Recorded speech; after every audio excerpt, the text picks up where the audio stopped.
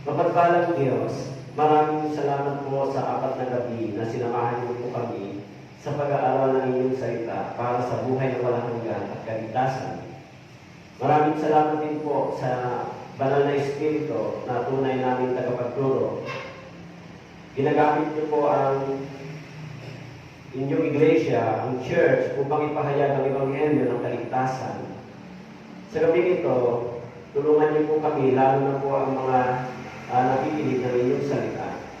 Buksan niyo po yung mga puso at isipan ng bawat nakikinig upang ang mga salitang ito ay lubos nilang maunawaan at panampalatayanan po nila upang sa ganoon magdala ito ng buhay na walang hanggan.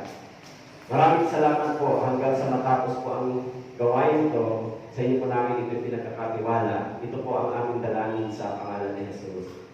Amen. Okay? So, dito po sa Gawa chapter 16. Gawa chapter 16.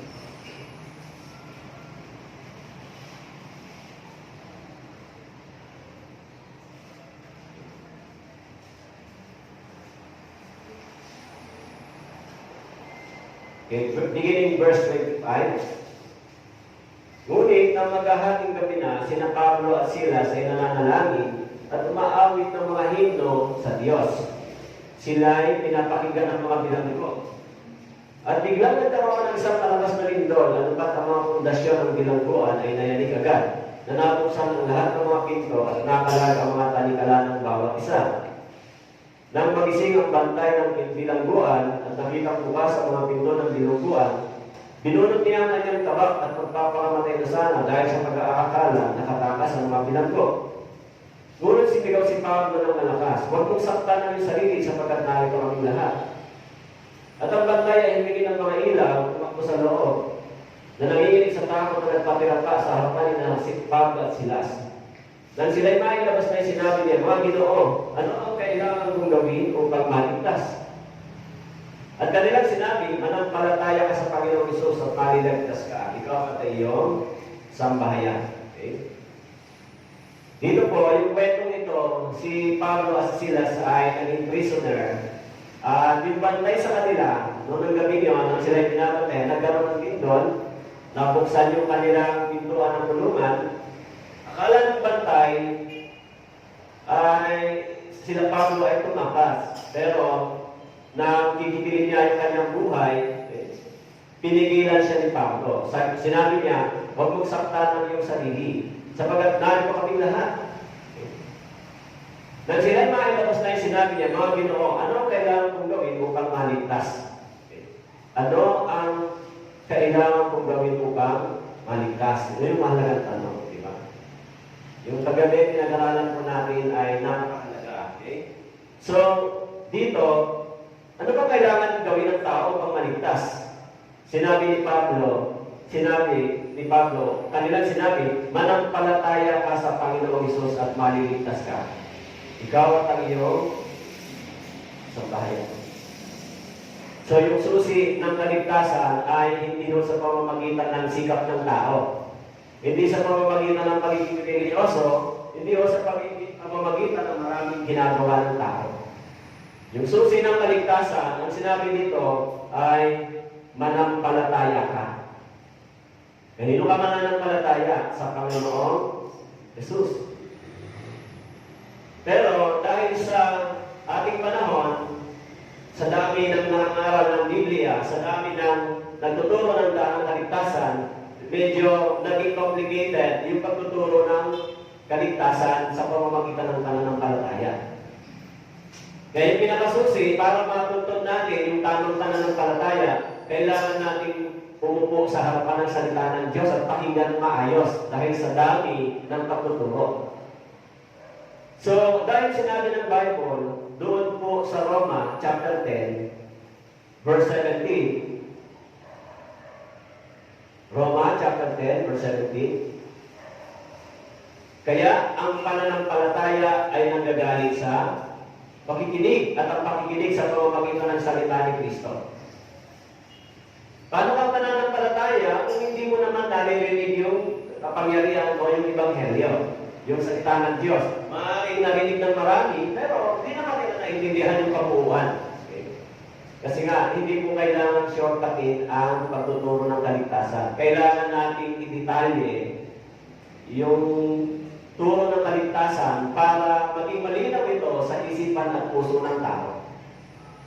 Kasi napakaraming tao ang nakinig ng salita ng Diyos, napakarami din ang turo. So talagang malilito yung maraming tao. Malilito kayo kung hindi natin uupuan ang salita ng Diyos. Kaya sinabi nito, ang pananampalataya ay nanggagaling sa pakikinig. Okay? Kaya yun yung ginawa po natin, di ba? 5 days, nakikinig kayo ng salita ng Diyos, nakikita ninyo sa screen. Sa loob ng 5 gabi, naniniwala ako na habang kayo po ay nakikinig, naintindihan ninyo kung ano yung ating pinag-aaralan. Okay? Kaya sinabing kailangan ay nagagaling sa pakikinig. So ano ang kailangan? Kailangan yung preacher, kailangan yung mga ngaral. Pero yung mga ngaral, kailangan ito ay ligtas. Kailangan ito ay ibinigay ng Diyos. Kasi kung hindi po ito ligtas at hindi ibinigay ng Diyos, so sabi sa Bible, ililigaw nila yung marami. Kaya sabi rito, ang pananampalataya ay nanggagaling sa pakikinig. Okay? Pause lang po muna ako. Sandali ako. Papalitan mo lang. Sa Biblia, ang pananampalataya ay nanggagaling sa pakikinig. Okay?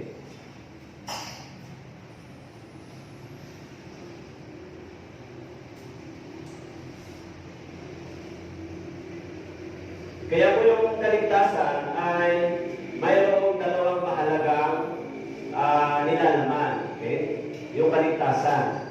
Doon po sa Marcos chapter 1 verse 15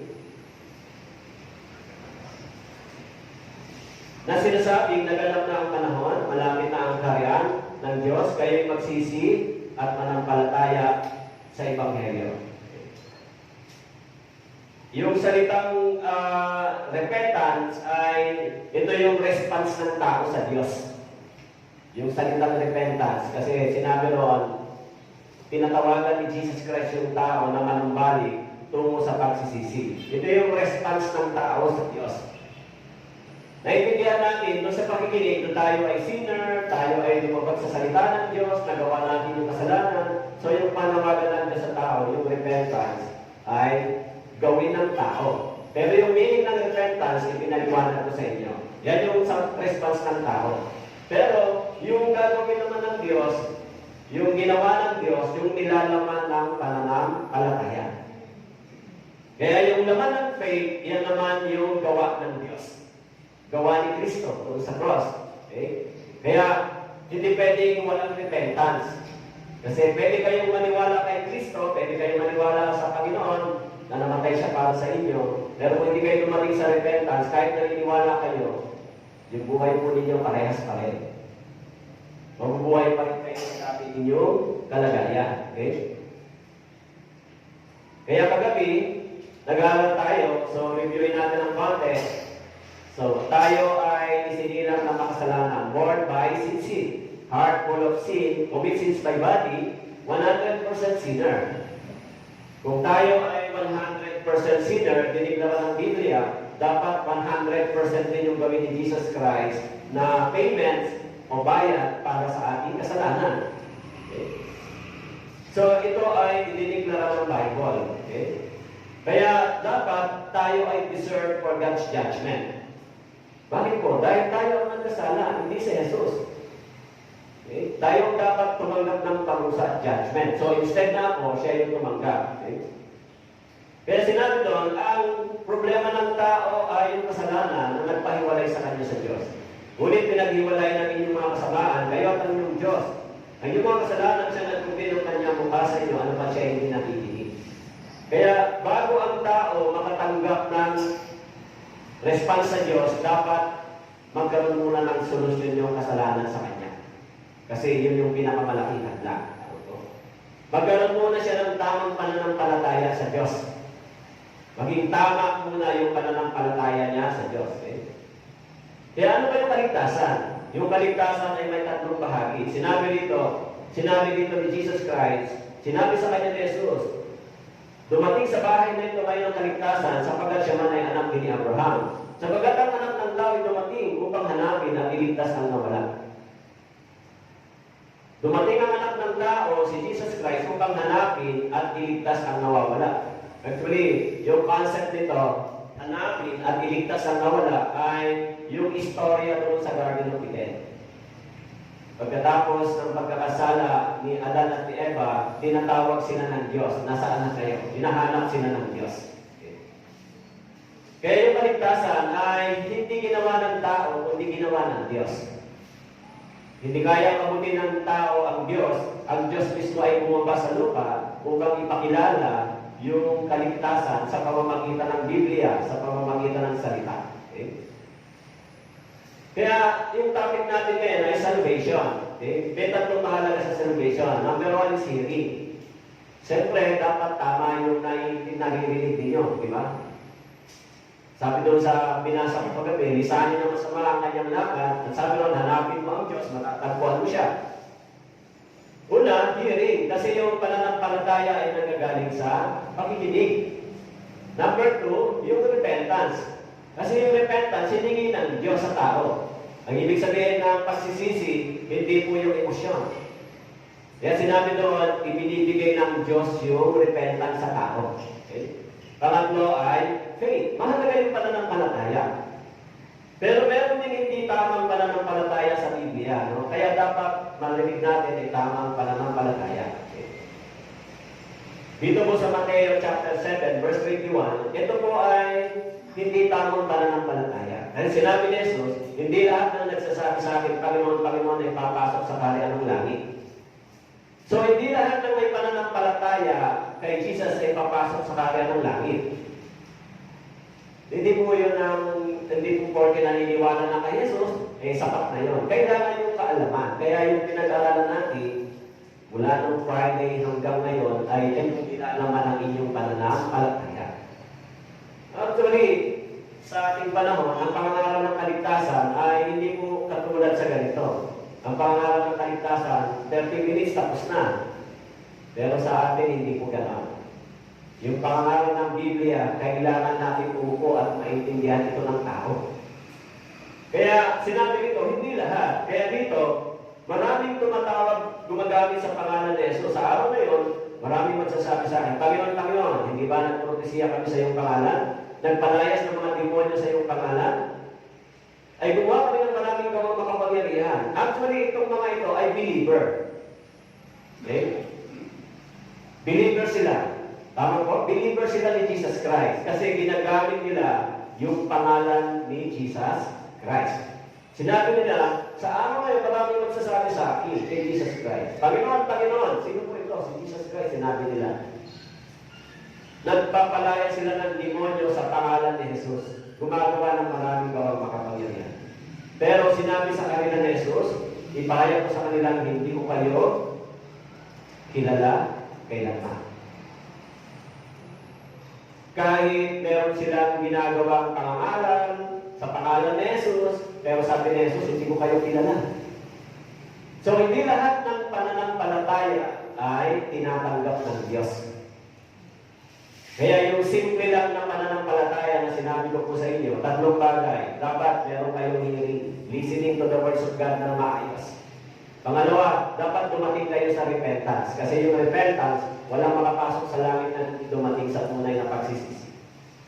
Maging si Peter, maging yung mga disciples, si Pablo, dumating sila dyan. Okay? And then yung faith, nanggagaling dito sa salita ng Diyos. Yung pananampalataya ko ay hindi emosyon. Hindi ho yung sa tingin ko, sa palagay ko, hindi po.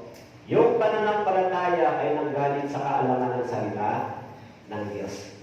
Yan ang dami nating tinalakay, di ba? Sa loob ng 5 gabi. Okay?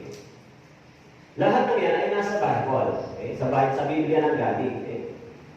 Kaya what is repentance? Binasa ko sa inyo. It is a change of mind that leads to a change of heart and that leads to a change of action. New life with Christ. So, yung repentance ay pagbabago ng isipan, ng puso, at ng ginagawa ng tao. Kaya, sinabi po dito, kung tayo ay nakaunawa kagabi na ito ay mga kasalanan, iiwan natin po yan. Yung katigasan ng puso, yung mga bagay na nakasamba sa mga bagay na nakikita, yung mga rational natin, katuwiran natin sa Diyos, tatalikuran natin yan dahil alam natin ito ay hindi ayon sa salita ng Diyos. Kaya kung dumating kayo rito, so sinasabi doon sa 2 Corinthians chapter 5, verse 17,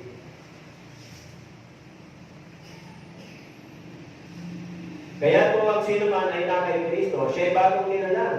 Ang mga lumang bagay ay lumipas na. Tingnan ninyo ang lahat ay naging bago.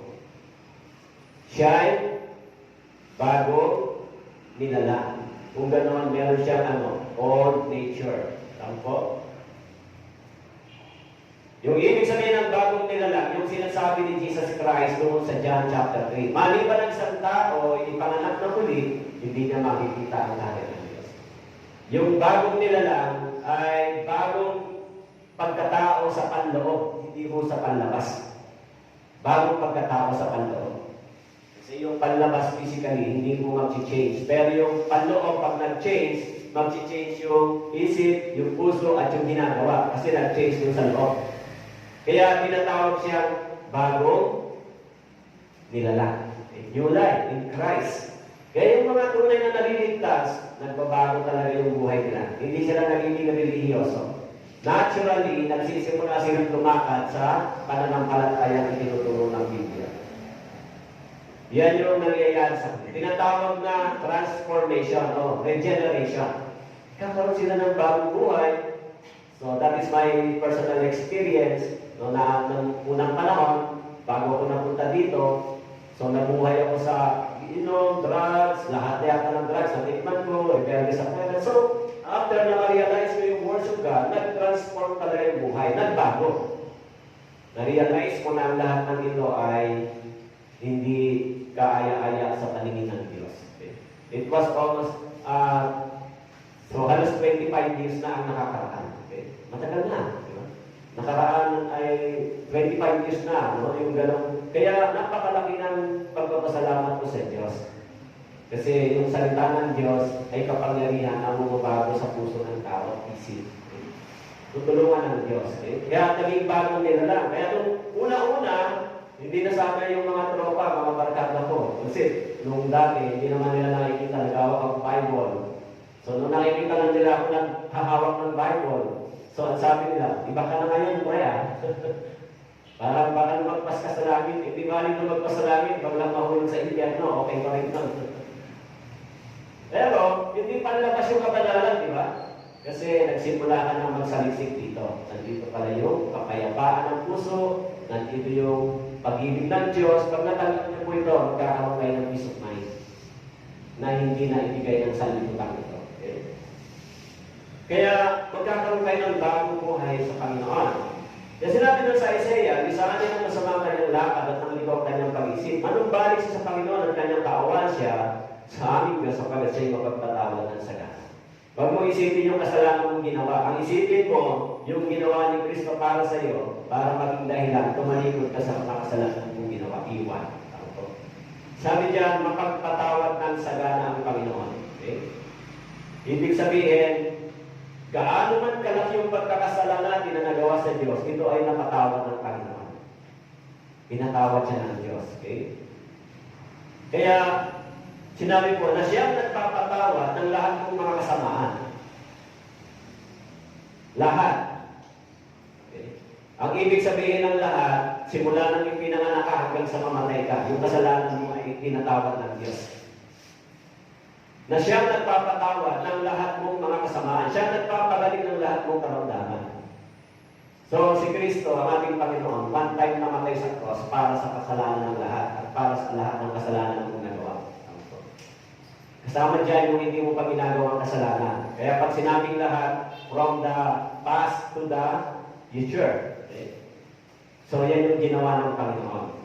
Nagpapatawad ng lahat ng mga kasamaan. Of course, sabi ng Biblia, doon po sa Hebreo chapter 11,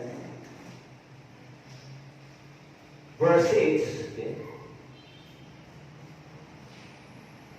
At kung walang pananampalataya, ay hindi maaaring kalugdan ng Diyos. Sapagkat ang sino mang lumalapit sa Kanya ay dapat sumampalatayang may Diyos. Siya ang naging tagapagbigay ng timpala sa mga masigasig na umahanap sa Kanya. E kung kahit sinabi na ng Biblia na ang kasalanan mo ay pinatawad na, tubos na, bayad na, kung wala ka namang pananampalataya, hindi ka maaaring kalugdan ng Diyos.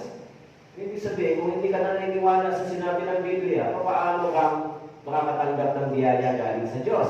Okay. So, dapat meron kang pananampalataya sa salita ng Diyos. Okay? Kaya merong dalawang klase ng repentance sa Biblia. Okay? Gusto ko munang ipaliwanag sa inyo to kasi para hindi kayo malito. Okay? Kasi yung mga na-born again na, naligtas na, minsan nalilito sila dyan. So, explain ko muna ito sa inyo, pero pag may time, tatanungin ko kayo minsan, may time, nandito kayo, pag may question kayo, may papaliwanag ko sa inyo. Pero, explain ko muna sa inyo yung meaning na yung repentance sa Biblia. Kasi meron dalawang klase ng repentance sa Bible. Yung unang repentance ay tinatawag na repentance sa sinner. Ang ibig sabihin ng repentance sa sinner, before salvation. Before salvation, katulad po ng nangyari doon po sa tax collector. Naintindihan niyo po? Yung isiniyar ko sa inyo. Tax collector. Ilang beses ba humingi ng habag yung tax collector sa Diyos? One time lang siya humingi at siya ay inaling lahat.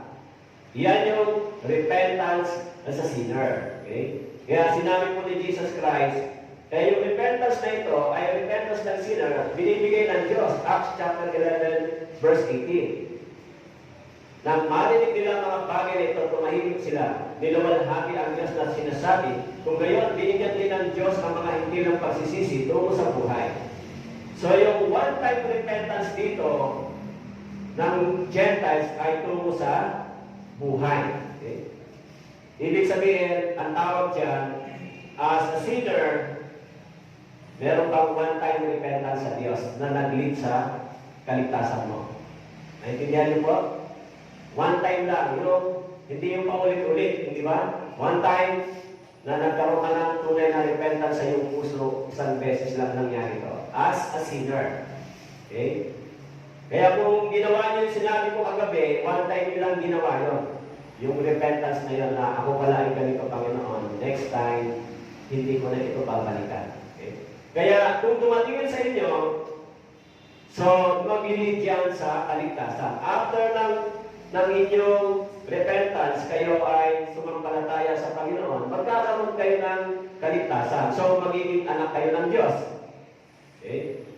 Now, pag naligtas po kayo, kayo po ay from the sinner to the son. Tama po? So, magkaiba yan. Yung repentance na yan, magkaiba.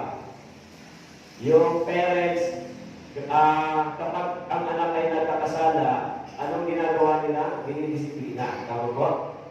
Pero pag nagkasala ba yung anak, hindi na ba siya anak? Nananatili siya anak. Kaya ang ibig ko sabihin dito, pag naligtas po kayo, sinabi po dun sa Bible, in Romans chapter 8, verse 14, sapagkat ang lahat ng pinapatubayan ng Espiritu ng Diyos ay sila ang mga anak ng Diyos. Kung kayo po ay naligtas, yung Espiritu ng Diyos ay darating sa inyo, papatubayan kayo at kayo ay anak ng Diyos. Yan po yung meaning ng isang repentance sa son at repentance sa sinner. Okay? Dalawa po yan. Okay? After salvation, meron pa po nito. Okay? Meron pa po nito. Pero hindi po para sa salvation. Okay? Kaya sinabi doon, yung unang repentance ay nag-lead saan? Sa buhay. Okay? Yung unang repentance, ito po yun. Pero yung ikalawang repentance, hindi po para sa salvation. Okay? Hindi po para sa salvation. Minsan, yung anak pag nagkasala sa magulang ay kailangan nila humingi ng tawad. Kung kayo ay naging anak ng Diyos, pag nagkasala, dapat humingi ng tawad. Tama po? Bilang anak ng Diyos. Okay? So, i-explain ko lang yan para hindi mo na kayo malito. Okay? So, sa susunod, uulitin ko po yan sa inyo. Okay? Kaya kung tunay na na-born again ang isang tao, yung kasalanan niya ay dati, bago maligtas, ito yung kasalanan niya marami. Nabubuhay siya dito. Nung siya po ay sinner pa. Pero pag na-born again na siya, yung kasalanan niya ay padikris ng padikris. Tama po? Padikris ng padikris. Hinto siya ng pahinto, ng pahinto, ng pahinto. Kahit na born again, minsan nagagalit kayo, di ba? Yung born again, nagagalit ba? Ha? Minsan nagagalit sila yung born again. Minsan nagkakamali. Ano po? Pero the more na nare-realize mo na ito ay sin, unti-unti mo yan dapat mapagtagumpayan. Kaya habang tumatagal, pakunti ng pakunti, hanggang pag-arap mo sa Diyos, yun yung complete salvation ng iyong katawan. Okay? Kahit nandito pa tayo sa mundo ito, ligtas tayo, meron pang sin dito sa katawan. Okay? Kaya yung before salvation, yung sin ay increase. Pero after salvation, yung sin ay decrease.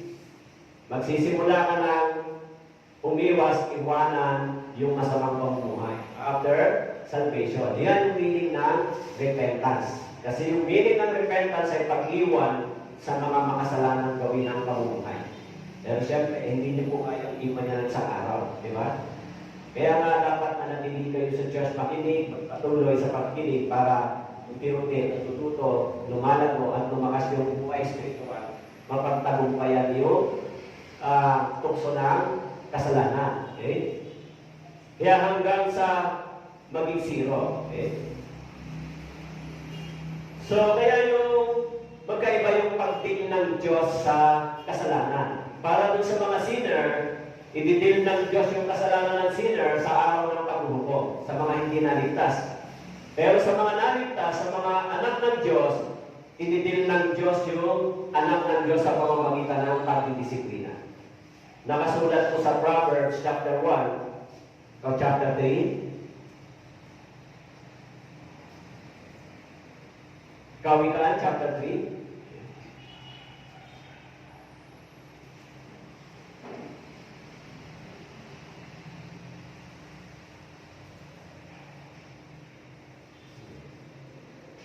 Kawikaan chapter 3. Okay? Anak ko, ang disiplina ng Panginoon huwag mong hamakin, at ang kanyang saway ay huwag mong itakwil, sapagkat sinasaway ng Panginoon ang kanyang minamahal, gaya ng ama sa anak na kanyang kinalulugdan. So, dito sinabi po, anak ko, hindi sinner. Anak, pagkatapos maligtas, ikaw ay naging anak ng Diyos, itinuring kang anak. Tama po? Pero, kapag ikaw ay bumabalik sa kasalanan kahit na ikaw ay anak, so yung disiplina ay ginagawa ng Diyos para sa kanyang mga anak. Kasi, siyempre, maaari kayong magkamali. Kaya, mayroong salitang disiplina. Actually, yung salitang disiplina para sa mga taong hindi sumusunod. Tama po?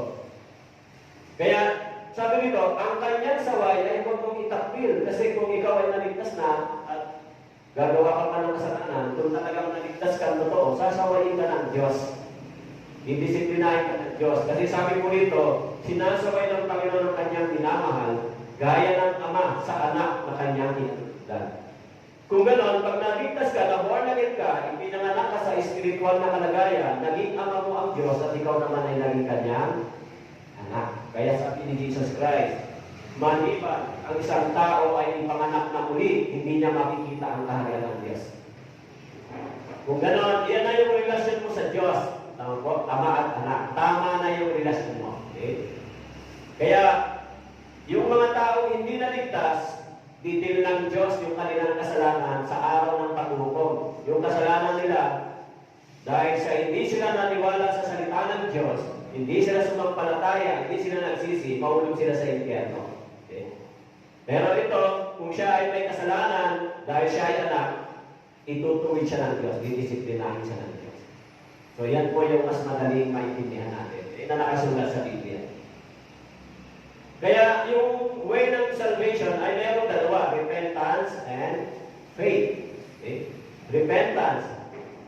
Kaya doon sa Acts chapter 3, verse 19, Sinabi po, kaya nga magsisi kayo at magbalik loob upang mapawi ang inyong mga kasalanan. Magsisi. Ipinangaral ba ni Jesus Christ yung repentance? Actually, ipinangaral ni Jesus Christ yung pagsisisi sa lahat ng tao. Sinabi po doon sa Mateo chapter 4, verse 17. Okay? Sinabi ni Jesus Christ, mula noon si Jesus ay nagpasimulang mangaral na nagsasabi, magsisi kayo sapagkat malapit na ang kayang langit. So, ibig sabihin, ang nangaral ng repentance na dapat gawin ng tao ay mismo si Jesus. Tama po? Dapat itong gawin ng tao. Yan yung panumbalik ng tao sa Diyos. Kaya, kung ginawa niyo po yan, at maunawaan niyo yung Ebanghelyo, so sabi ko dito, yung Ebanghelyo ay mabisa lang sa mga sumasampalataya. Sinabi po rito sa Roma, na siyang inialay ng Diyos bilang handog na pagtubos sa pamamagitan ng kanyang dugo na mabisa sa pananampalataya. Na siya, si Jesus. Okay. Anong ginawa ng Diyos kay Jesus Christ? Inialay ng Diyos. Ano ang purpose? Para sa handog na pantubos. Ibig sabihin, yung pantubos para sa ating mga kasalanan. Hinihingi ng Diyos yung bayan. Ang kabayaran ng kasalanan ay kamatayan. Kaya yung salitang inialay, yung katawan ni Yesu Cristo ay namatay doon sa cross, inialay. Okay? Pero ito ay mabisa lang sa mga sumasampalataya. Sa mga sumasampalataya. Kaya nakasulat sa Roma chapter 1 verse 16, nakasulat doon na sapagkat hindi ko itinayang Ebanghelyo, sapagkat ito ang kapangyarihan ng Diyos para sa kaligtasan ng bawat sumasampalataya. Kaya yung kapangyarihan ng Diyos para sa kaligtasan, yung Ebanghelyo, pero mabisa lang yan kung kayo ay sumasampalataya. Kung hindi naman kayo naniniwala, ay wala lang silbi po yan para sa inyo. So, yan po yung isa sa pinakamahalaga. Okay? Kaya sinabi po, sapagkat ibinigay ko sa inyo una sa lahat ang aking ding tinanggap na si Kristo ay namatay para sa ating mga kasalanan ayon sa mga kasulatan. Siya ay inilibing at muling binuhay ng ikatlong araw ayon sa mga kasulatan. Si Yesu Kristo ay namatay para daw saan? Para sa ating mga kasalanan. Kaninong kasalanan? Siyempre, kasalanan mo at kasalanan ko. Tama po? Namatay siya para sa ating mga kasalanan. Kasama yung kasalanan niya, di ba? Kaya kung hindi namatay si Kristo doon sa cross, hindi po tayo makakapasok sa langit. Kasi kailangan yung kabayaran ng kasalanan ay kamatayan. Okay. Maging si Adan at si Eva, yung larawan ni Jesus Christ ay doon sa Genesis chapter 3 verse 21, yung lamb. Na sila ay nagkasala, mismo ang Diyos ay nag-provide ng lamb. This is the shadow of Christ. Kaya, yung kasuotan pa lang na ibinigay sa kanila ay galing sa lamb. This is the redemption para sa kanilang kasalanan o pagtubos. Okay? Blood of the lamb. Maging doon sa Exodus, nang sila po ay umalis, lumabas doon sa Egypto, sinabi ng Bible, sinabi po, ang dugo ay magiging sa inyong isang tanda sa mga bahay na inyong kinaroonan. Kapag aking nakita ang dugo, lalampasan ko kayo at walang salot na papatay sa inyo kapag pinuksa ko ang lupain ng Egypto. Sabi po doon, ang dugo, this is the blood of the Lamb, the shadow of Christ. So, magiging sa inyo isang tanda. Kapag aking nakita, sino po ito? Ito po ay ang Diyos. Hinihingi niya yung sacrifice, blood. Okay. Kaya inilagay nila yung blood doon sa kanilang mga doorpost. Okay. So, sinabi ng Bible, kapag aking nakita, so yung interpretation nito sa ating panahon ay yung dugo ni Kristo. Christ is the Lamb of God. Kaya doon po sa 1 Corinthians chapter 5 verse 7, sinabi po yun. Alisin ninyo ang lumang pagpaalsa upang kayo maging bagong masa. Kung paano kayo walang pagpaalsa, sapagat si Kristo ang kordero ng ating Pasko ay naialay na. Si Kristo, yung kordero, kaya nga kinakantaya, di ba? Kordero ng Diyos na nag-aalis, di ba? Yung nag-aalis ng kasalanan, di ba? Pero, yung kasalanang inalis, mangyayari lang yun kung yung nakikinig ng salita ng Diyos ay sumampalataya. Tama po? Kahit inaawit siya, kung hindi naman naiintindihan, wala pa rin, di ba? Kaya po, maging sa Passover lang. Kaya meron dalawang imahe si Jesus Christ nung siya ay dumating dito, di ba? First coming is a suffering Savior as a Lamb of God. It was already fulfilled. 2,000 years ago, ginawa ni Jesus Christ yan. Kaya, doon sa John chapter 1, verse 29, nakasulat po yan. Okay? Kinabukasan, nakita ni Juan si Jesus na lumalapit sa kanya at kanyang sinabi, narito ang kordero ng Diyos na nag-aalis ng kasalanan ng sanlibutan. Narito ang kordero ng Diyos, ang gawain niya ay alisin ang kasalanan. Kasi ito po ang Diyos. So, meron pong hadlang sa tao, sa isang sinner. Kaya, kung yung sinner ay hindi makakakilala kay Kristo, kung hindi niya malalaman, yung kasalanan niya ay nananatili. Tama po? Kaya sabi ron, nag-aalis ng mga kasalanan. So, inalis ni Jesus Christ ito para yung sinner ay tumanggap ng biyaya, pagpapatawad, sa pamamagitan ng kanyang kamatayan, at from sinner to the Son. Kaya kung inalis yung kasalanan, so meron na tayong pag-asa, di ba? Sa pamamagitan ng pananampalataya. Sumasampalataya mo ba kayo kay Kristo? Sa ginawa ng Panginoon, sumasampalataya kayo? Yan po yung sinasabi ng Biblia. Okay? Kaya sabi ko sa Leviticus chapter 17 verse 11, sapagkat ang buhay ng laman ay nasa dugo, at aking ibinibigay sa inyo sa ibabaw ng dambana, upang ipagtubos sa inyong mga kaluluwa, sapagkat ang dugo'y siyang tumutubos dahil sa buhay. Sabi ko rito, ang ipapatubos sa iyo ay, ipinantubos ay, sabi ko rito, yung kanyang dugo.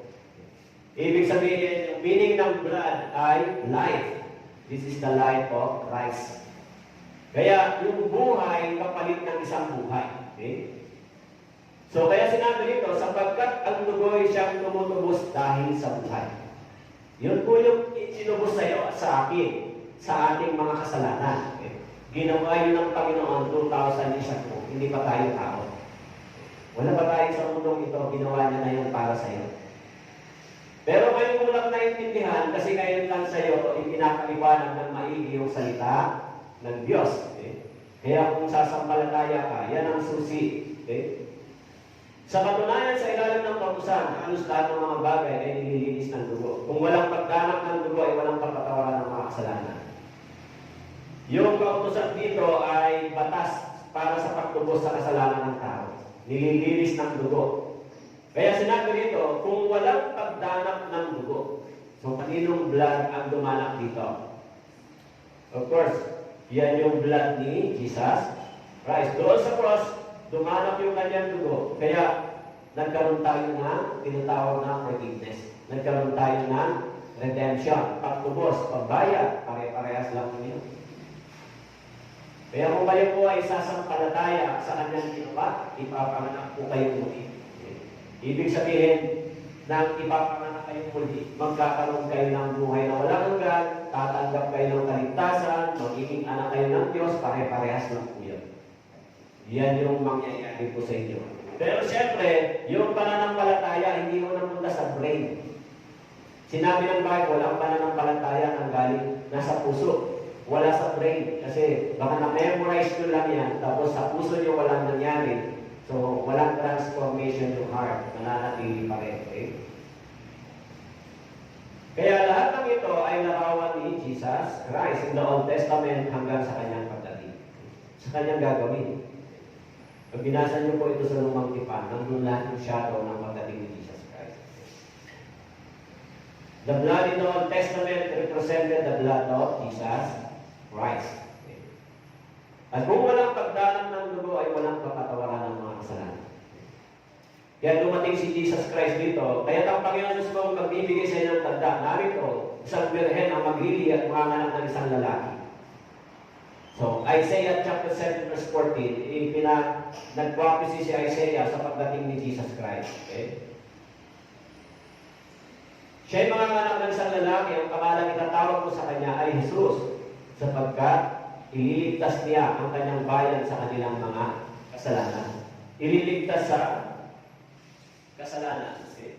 Kaya yan po yung gawain ng ating Panginoon kung bakit siya dumating dito sa lupa. Okay? Kung bakit siya dumating dito.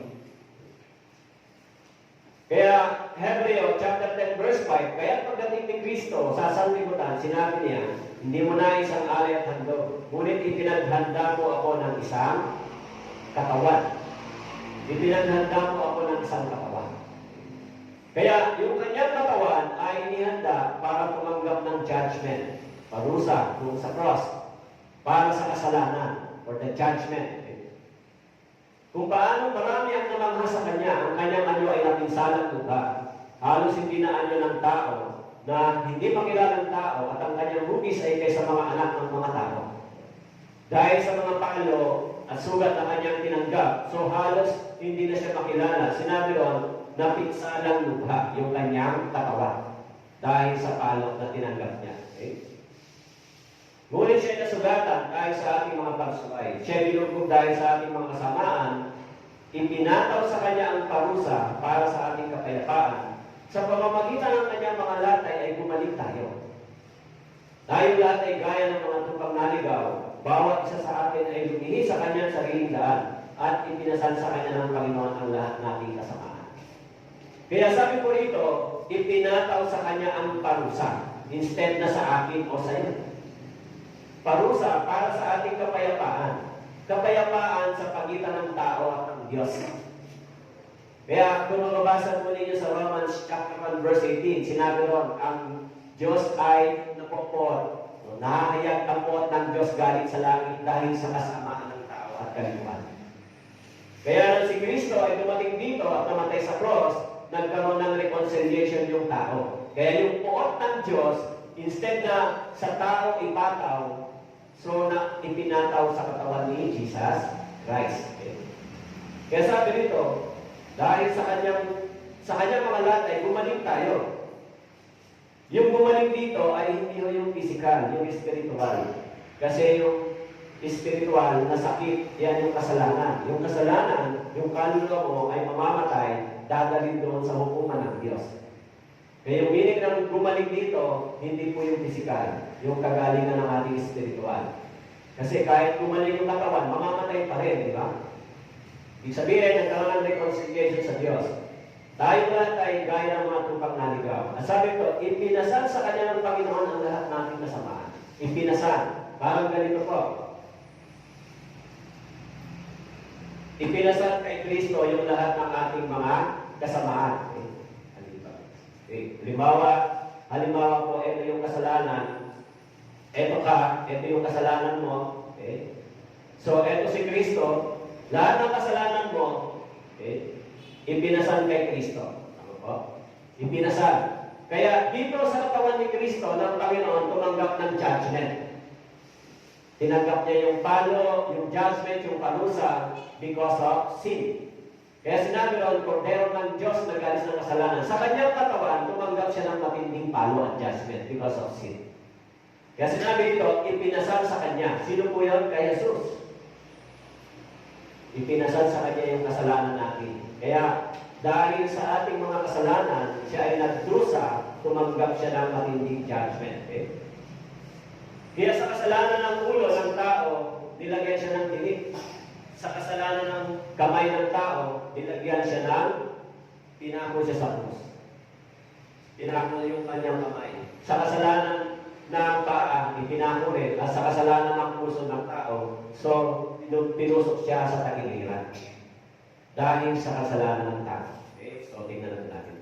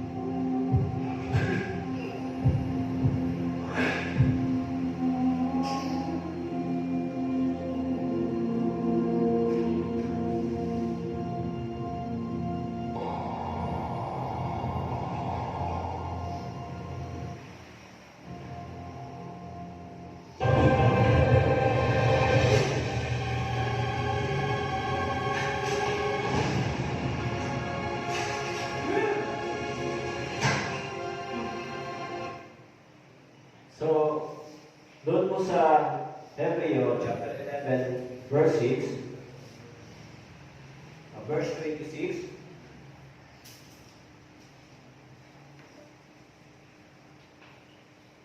Hebreo chapter 11, verse 26. Sapagkat kung sinasadya natin magkasala, matapos natin tanggapin ang lubos na pagkakilala sa katotohanan, ay wala nang natitira pang alay para sa mga kasalanan. Kung sinasadya natin magkasala, matapos natin tanggapin lubos na pagkakilala sa katotohanan. Alam naman ang maraming tao, alam naman natin na si Kristo ay namatay para sa ating mga kasalanan. Kung alam natin na siya ay namatay dahil sa ating mga kasalanan, gugustuhin niyo pa hanggang mabuhay muli sa kasalanan?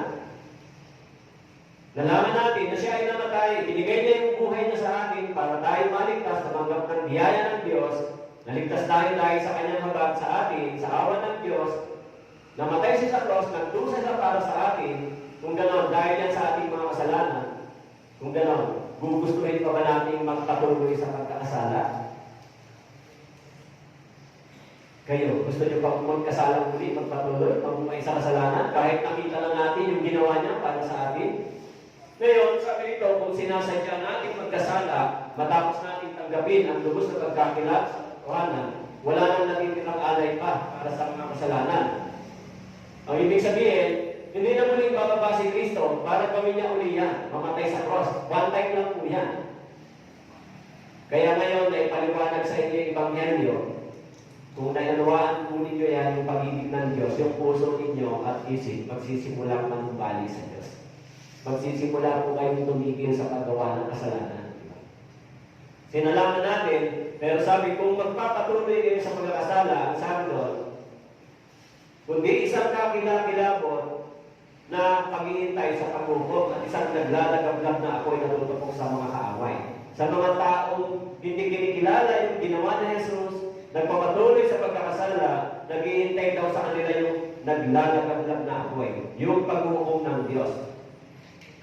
Dahil bagamat nakita nila na si Kristo ay namatay sa cross at nagdusa, binigay ng Diyos ang kanyang bugtong na anak, nagdusa dahil sa kanilang mga kasalanan, pero hindi sila nagsisi, hindi sila sumampalataya, nagpatuloy sila sa pagkakasala, sabi mo, ang naghihintay sa kanila ay paghukom at naglalagablab na apoy.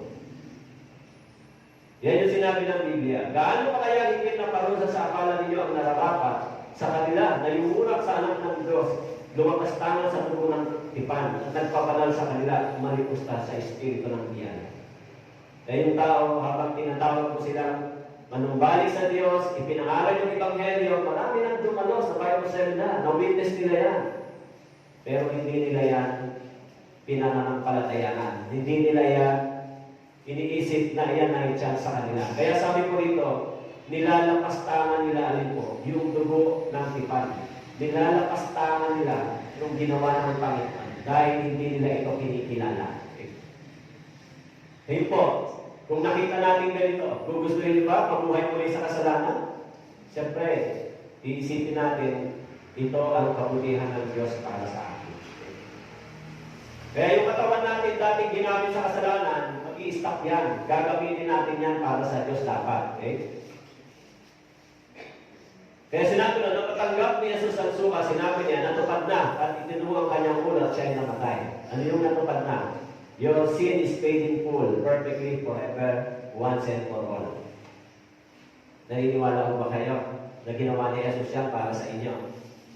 Nakasulat po yan sa Biblia, di ba? Lahat ng ating mga kasalanan. Maging sa Colossians chapter 2, nakasulat din po yan, bukod sa verse na binasa ko kanina. Okay. Chapter 2, verse 13,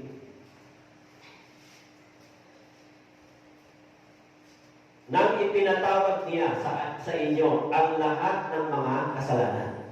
Nang ipinatawad niya, sino po ito? Ang Diyos. Sino po ito? Ikaw. Ilang kasalanan daw? Lahat. Tama po? Lahat ng ginawa natin kasalanan ay ipinatawad ng Diyos sa atin sa pamamagitan ng pagkakaya ng ating Panginoon. Pag sinabing lahat, from the past to the future. Okay? So, kaya minsan yung mga tao, totoo ba yan? Kung hindi po kayo naniniwala sa ginawa ni Jesus, sino ang magbabayad ng kasalanan nyo at paano kayo makakapasok sa langit kung wala, kung hindi kayo sumampalataya sa kanyang ginawa. Okay? Kaya Jesus paid it all. Sin, shame, regret, past mistakes, unforgiveness, hurt, anger, all of them are paid. Grand total. Totally paid. Yung mga mistakes, lahat ng mga bagay na ginawa natin, nakasulat po dito sa Biblia. Kaya dito, mayroong magandang balita na nakasulat. Yan yung good news. Kaya may kantang Jesus paid it all. Ito po yung isa sa mga kanta paborito ko sa himnan. Jesus paid it all. Sulat mo yan. All to Him I owe. Sin had left a crimson stain. He was white as snow. Yan po yung nakasulat. Madalas kantahin ko ito. Jesus paid it all. Kaya kapag naunawaan niyo yung pag-ibig ng Diyos, magiging masaya yung puso ninyo sa Panginoon. Araw-araw magpapasalamat kayo sa kanyang ginawa. Okay?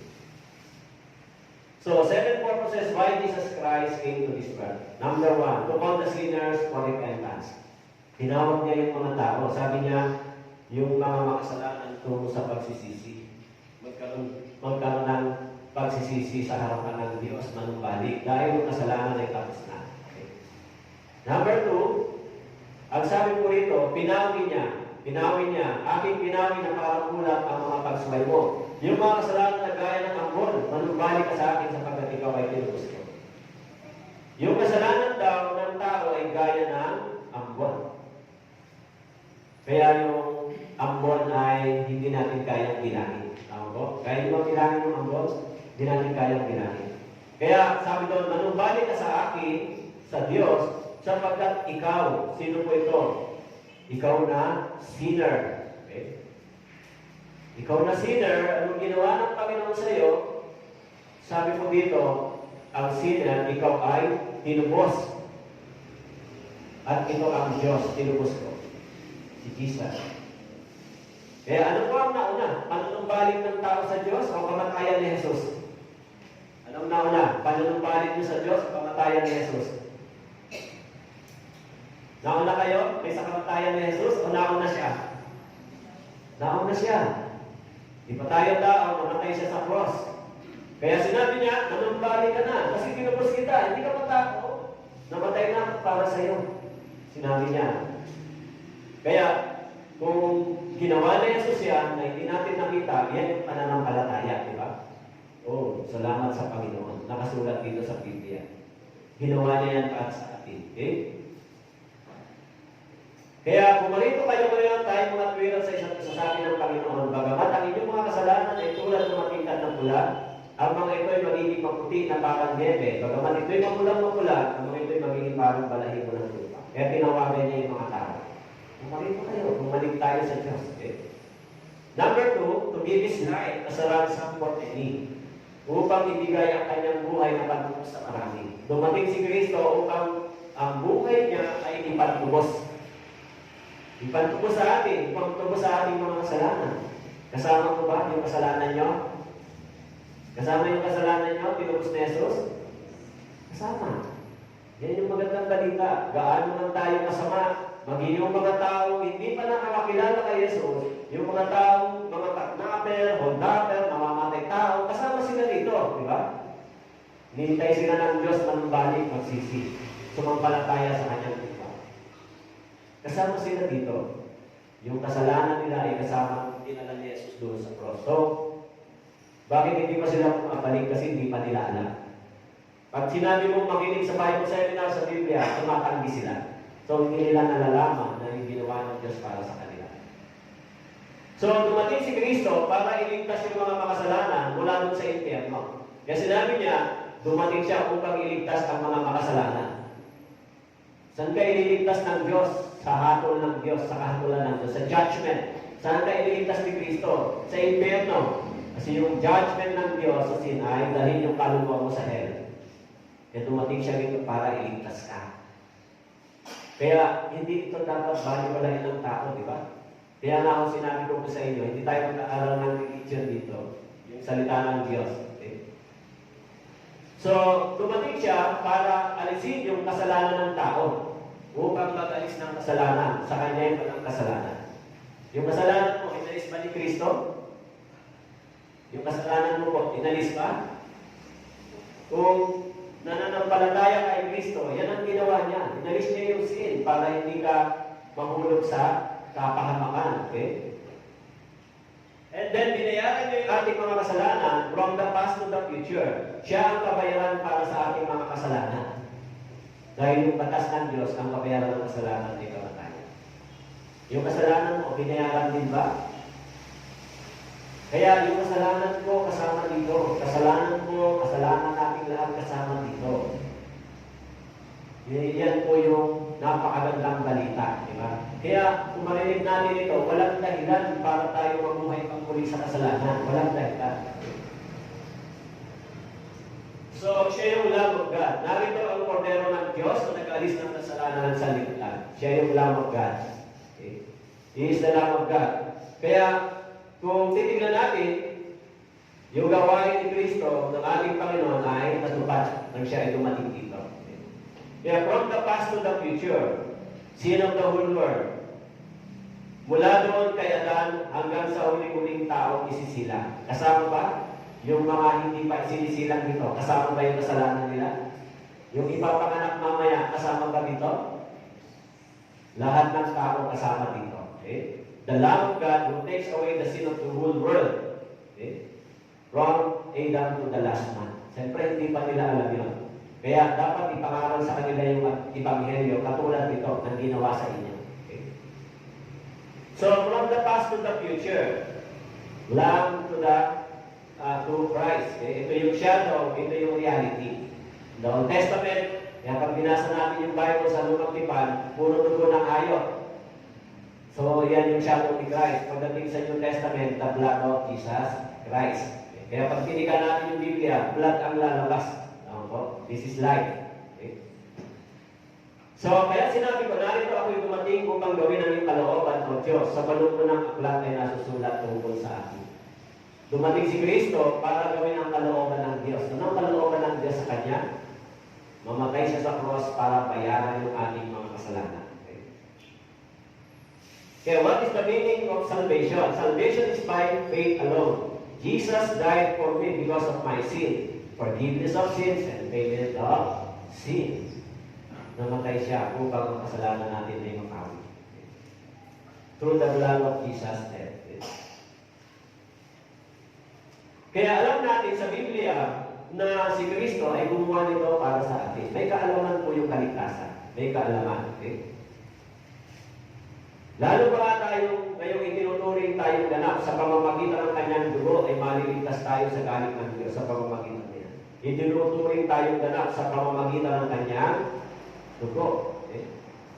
Yung salitang justification, ginastify ng Diyos yung ating pananampalataya sa Kanyang salita. Ang ibig sabihin ng justification, pinawalang sala, tinanggap ng Diyos yung pananampalataya ninyo kay Kristo.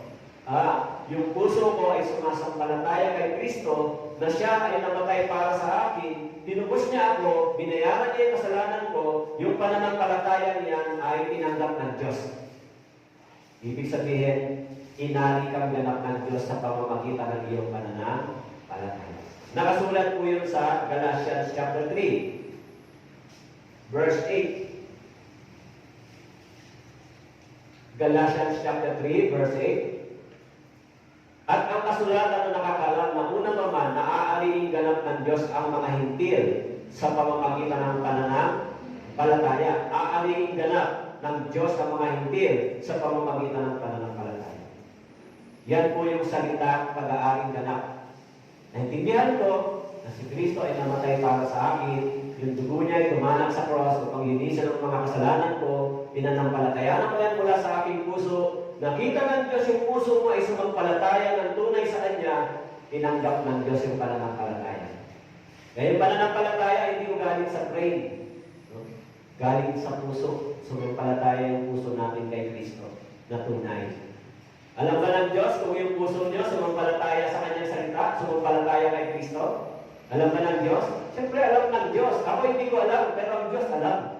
Yung gawain ko, ipangaral ng Ebanghelyo, pero yung puso nyo, kung nakaunawa at sumampalataya, alam yan ng Diyos. Tinatanggap yan ng Diyos. Kilala ng Diyos yung bawat tao. Okay? Kaya, alam ng Diyos yan. So, kung sumampalataya tayo kay Kristo, sumampalataya kayo ay ibibilang na ano. Sapagkat kay Kristo Jesus, kayong lahat ay mga anak ng Diyos sa pamamagitan ng pananampalataya. So, ano ang susi para maging anak ng Diyos? Sumampalataya kay Kristo. Sumampalataya sa Kanyang ginawa. Paano naman malalaman yung pananampalataya? Kaya nag-aaral tayo ng Bible, yung pananampalataya ninyo, mayroong evidence, may facts, may history. Yung pananampalataya na tanggap nyo ay mayroong knowledge. Galing sa salita ng Diyos. Ngayon, kung kayo ay anak ng Diyos, dahil sa pananampalataya, hanggang kailan ito? Hanggang kailan kayo anak ng Diyos? Ibig sabihin, pag naging anak kayo ng Diyos, ligtas na kayo. Ipinanganak na kayo sa Espiritu. Hanggang kailan lang? Hanggang gusto lang nyo? Hanggang gusto lang ng Diyos? Hindi. Siyempre, forever yan. Kaya nga sabi ko sa inyo, kung naging anak kayo ng Diyos, pag kayo nagkasala, didisiplinahin kayo ng Diyos dahil kayo ay anak ng Diyos. Kasi yung pagiging anak, forever. Eh kayo, hanggang kailan kayo anak ng nanay at tatay nyo? Pag sumusunod lang kayo, maging salaman, forever o permanent yung pagiging anak hanggang hindi umaalis sa mundo ito.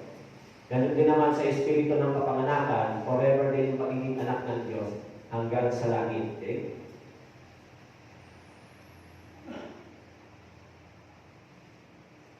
Kaya yung seal of the whole world, okay?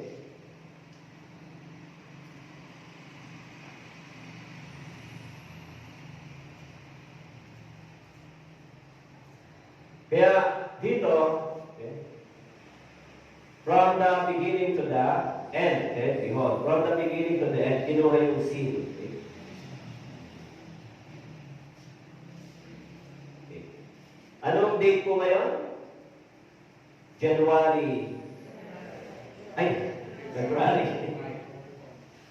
February ano po? 5. February 5. Okay. February 5 ngayon. Okay.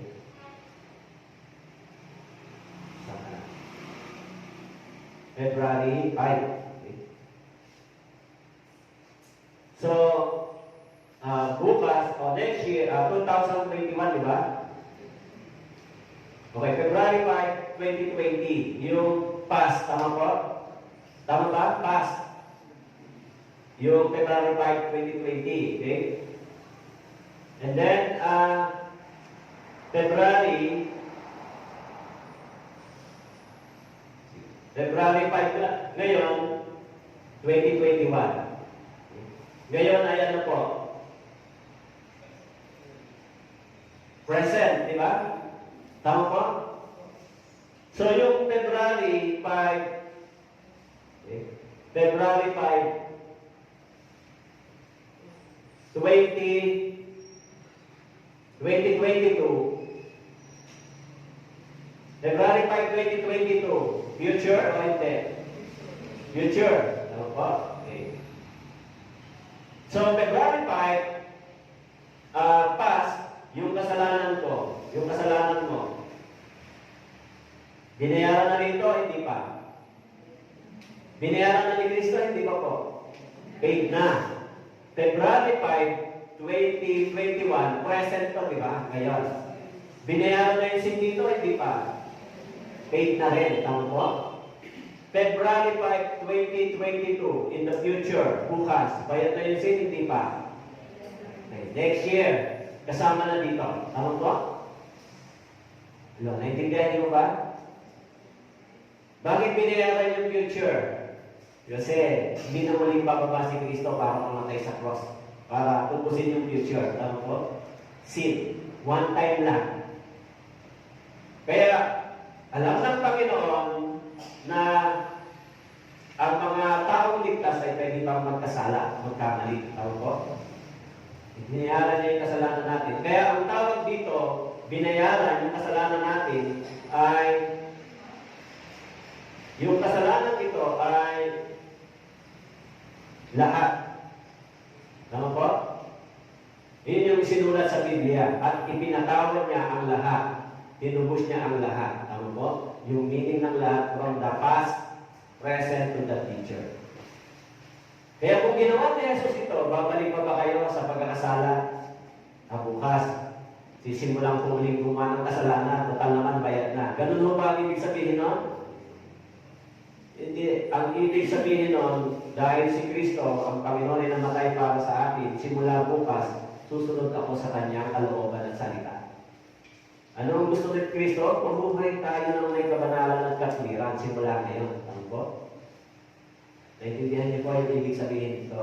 So, noong araw, yung katawan natin, ginamit para sa maraming kasalanan. Itong katawan natin, lumabas yung maraming kasalanan. Pero ngayon, ipagamit natin ito, gamitin naman natin ngayon ito para sa Diyos. Tama po? Hindi na ito dapat labasan o gamitin pang muli sa maraming kasalanan. Naintindihan niyo po? Kung dati yung bibig ko ginagamit ng mga masasamang salita, ngayon gamitin mo na sa paglilingkod sa Diyos. Praise the Lord. Pagtuturo ng tama. Yan ang ibig sabihin. Okay. Dahil tapos na yung problema natin sa Diyos, bayad na yung kasalanan. Okay. Kaya from past to the future, from death to the, from birth to death. Yung mga kasalanan nalimutan natin, kasama na ho ba sa cross? Binayaran? Yung kasalanan yung nalimutan, kasama na ho ba sa cross? Binayaran din ho ba ni Jesus Christ yan? Yes. Yung hindi natin naaalala ng kasalanan, yan ay nakasulat sa Panginoon.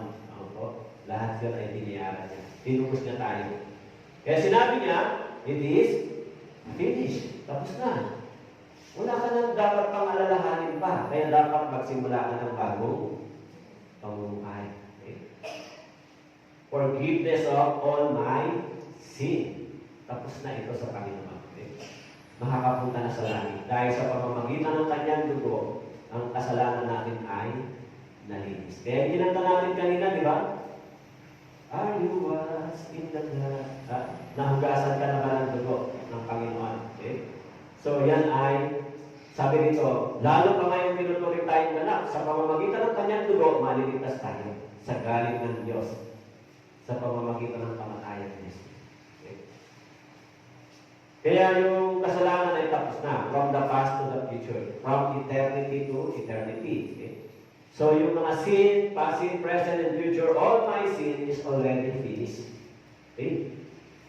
Once and for all, bayad doon sa cross. Sinabi niya, hindi ko na aalalahanin pa ang kanilang mga kasalanan at mga kasamaan. Hindi ko na aalalahanin. Ibig sabihin, kinalimutan ng Diyos yung lahat ng ito. Alang-alang sa kamatayan ng Panginoon. Sumasampalataya ko pa kayo dito sa salitang ito? Naniniwala po kayo sa ginawa ni Kristo para sa inyo? Kung sabi ko ng Biblia, doon po sa Bible, sa John chapter 3, verse 35, 36,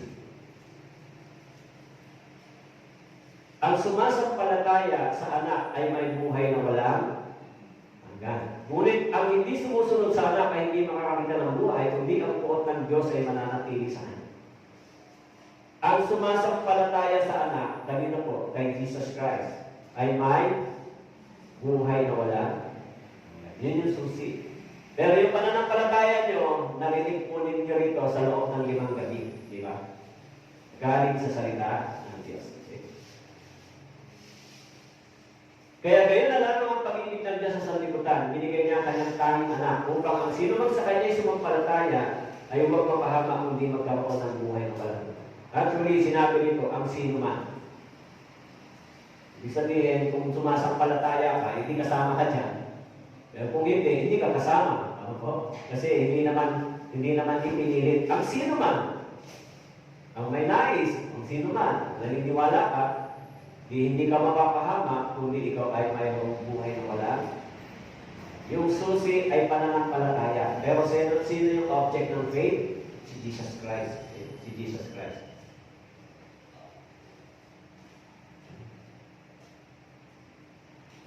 Kaya, nung una, ang Diyos ay isang bukong para sa iyo at ikaw ay isang sinner. Tama po? Before God is my judge.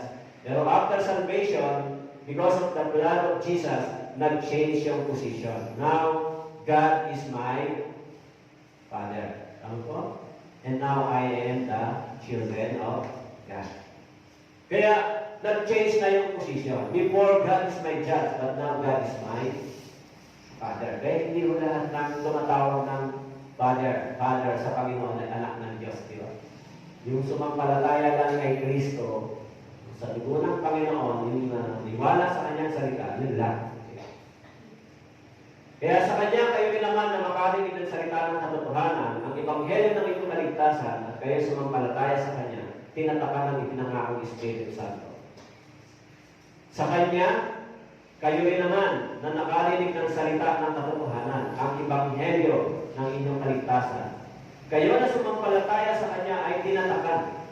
Now, you are the sealed. Ibig sabihin, sealed. Ang ibig sabihin, tinatakan ng Diyos kung sino yung tunay niyang mga anak, kilala niya. Tinatakan ng ipinangakong Espiritu Santo. Kaya yung mga naliligtas, nasa kanila yung Espiritu ng Diyos. Kaya yung lahat ng mga anak ng Diyos ay pinapatnubayan ng Espiritu ng Diyos. Nandun po nakasulat sa Romans chapter 8. Na sinabi po doon sa Romans chapter 8,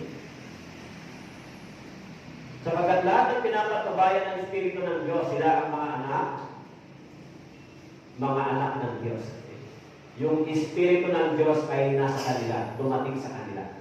Yan yung sealed na ginawa ng Diyos para sa atin. Okay? Kaya po, ibig sabihin, lahat ng sumampalataya sa Kanya ay tinatakan bilang pag-aari ng Diyos. Okay? Bilang pag-aari. Kaya sabi ni Paul, ano ang ating sasabihin? Magpapatuloy ba tayo sa pagkakasala upang ang biyaya ay sumagana? Huwag na huwag mangyari. Tayong mga namatay na sa pagkakasala, paano na tayo mabubuhay pa ron? Sabi ni Paul, pagkatapos pa natin matanggap ang biyaya, magpapatuloy pa ba tayo sa pagkakasala? Kasi sasabihin naman ng ibang tao, total naman, mabuti ang Diyos, total naman, bayad na yung kasalanan ko. Ganun ba yun? Siyempre sabi ni Paul, dapat maghinto na tayo sa paggawa ng kasalanan. Sabi dito, magpapatuloy ka ba? Kung si Kristo ay namatay na para sa iyo, nalaman mong binayaran na, niligtas ka na, magpapatuloy ka ba? Kaya maraming mga faith na born again. Maraming mga faith na born again. Kasi, nitiwala naman sila dyan sa mga ginawa na yan ni Kristo, pero yung kasalanan nila, yung ginagawa nila ay nandoon pa rin yung action nila na paggawa ng kasalanan. Kaya maraming mga faith na Christian dahil dyan. Alam nila si Kristo ay namatay para sa kanila. Alam nila na si Kristo ay nagbayad ng kasalanan nila. Tapos pinatawag nila, born again sarili nila, Kristiyano sila, pero nagpapatuloy sila sa pagkakasala. Kaya makikita niyo yung mga nagsasabing Christian daw o born again, pag Sunday, nasaan sila? Ordinary days, nasaan sila? Lumalabas sa bibig at ginagawa nila. Kaya sabi ni Jesus Christ, makikilala ninyo yung puno ayon sa bunga o yung buto ayon sa bunga.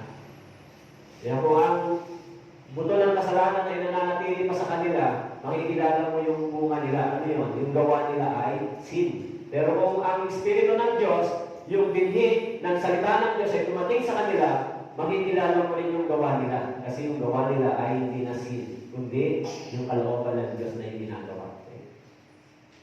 Malalaman mo sa mga tao. Pero iba naman yung self-religious, di ba? Tsaka iba yung namumuhay ka lang ayon sa pamantayan ng salita ng Diyos. Okay? Kilala ng Diyos yung kung sino yung sa Kanya. Okay? Kaya, paano ka naging anak ng Diyos? So, binanggit ko na ito sa pamamagitan ng talatan. Agree ho ba kayo dito? Ha? Naging anak na kayo ng Diyos?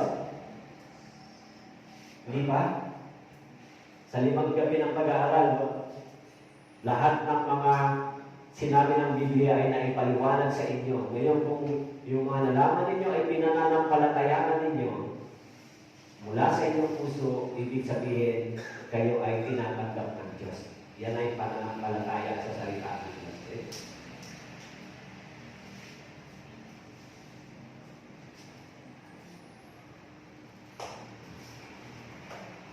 Kaya meron tatlong hakbang ang kaligtasan. Una, yung tinatawag na justification ng pag-aaring ganap. Kaligtasan ng kaluluwa. Okay?